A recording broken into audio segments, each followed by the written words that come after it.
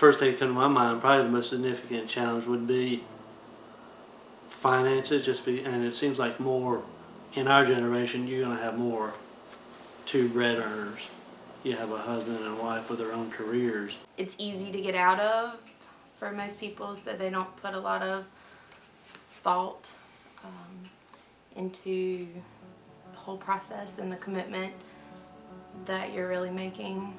Some of the most significant problems our generation faces are medical issues, health costs, long-term care.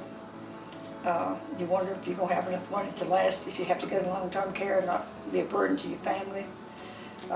People that are old enough to retire but not old enough to be on Medicare, they can't because of insurance costs. I think what I see with a lot of couples, men and women, they're facing midlife crises maybe, and they're wanting to be young again, so that affects the marriage, I think. It's like the word, there is no commitment anymore. It's all in the moment. You know, we live in an egocentric society. It's all about me. It's all about the right now, what I can get out of it, which is the opposite of what we've been talking about at church.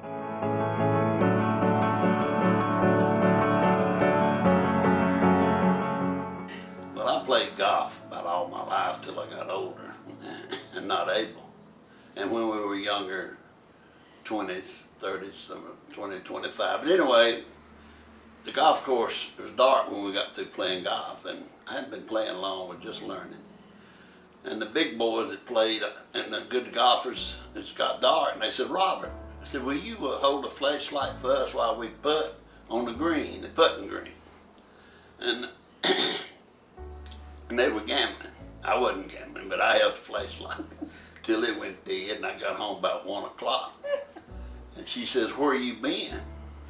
I said, I've been to the golf course. Well, how's she gonna believe that, you know? 10 years later, we, at the other golf course, she started playing golf then. And guy come over and said, hey, Robert, you remember that time you held the flashlight for us over our putt at the old golf course? I said, see, honey, I wasn't lying to you. So she trusted me from then on, I guess. And I've always trusted her. 10, 11 years ago, I was driving home from work, going a little bit too fast, and got caught for speeding. Got a ticket. And went home. I said, well, I'll just keep quiet about this. I'll pay it, and it'll be gone. Everything's going good, and then about 3 or 4 months later, Don and I are on the way to see The Passion of the Christ, going way too fast, got pulled over. Guy asked me a question, have you ever had another ticket? Donna's in the passenger seat, and I'm there with a cop saying, have you ever had another ticket?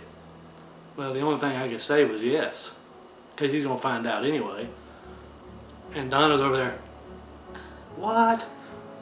And she didn't say anything while the policeman was there, but you know, he goes back and does all the, thank you for your cooperation, because I told the truth, and you know, gave me another ticket.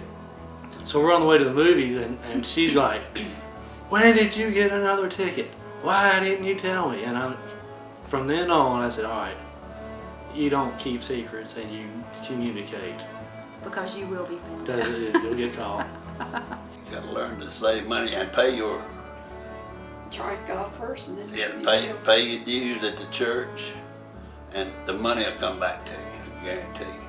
'Cause it always has for us. It was funny, when we were going to get married, we went through marriage counseling, and it consisted of one session, and the thing we got out of it was have a joint checking account. So we didn't have really great marriage counseling, although the guy was a great guy who married it, but he just didn't know what to tell us really. But we've always shared everything, and I think that's important in that you understand that it's ours, not yours and mine. I know how sometimes that can kind of get in the way of things.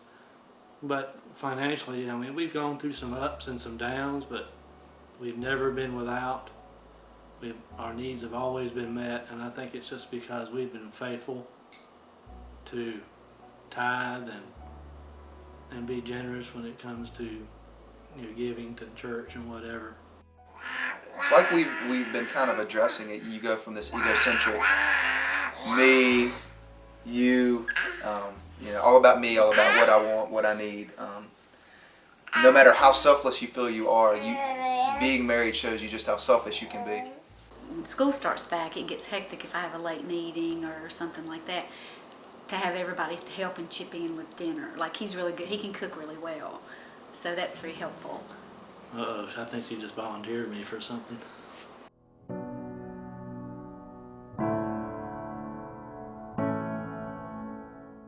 The things that are working for us now is we know each other very well, and you have to learn to overlook some of the quirks.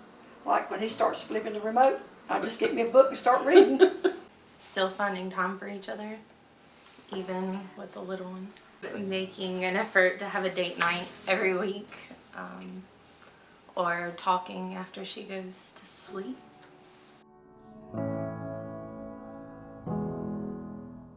You learn to change with age. I mean, when we were younger, we bowled together, golfed together, rode horses, motorcycles, and now we have to adjust with age because he's not able to do these things. You just get more content the longer you've been married, and you learn to live with what you got and don't want things like kids nowadays. They want everything right now, and what we got, we're content with and blessed with. Yeah, we don't try to keep up with the junk. No.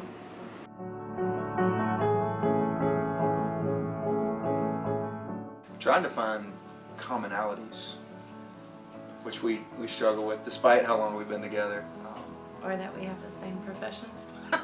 But she's been a wonderful wife, I'm gonna tell you that right now. Nurse, a doctor, everything to me. I've had, 10 operations or more, and she's nursed me through every one of them. Yeah, we've been married for 28 years, and the journey's been really good. I can't think of anybody else I would rather be married to. I think it's very important that we just keep our relationship going, even with 4 children. You know, now their age ranges from 25 to 17, but even with as the kids were growing up, I think it was important that we maintained a relationship, because I know when the 17-year-olds finally move out, and hopefully by then the 25 and the 22-year-old will be gone too, that I don't want to look at her and see a stranger.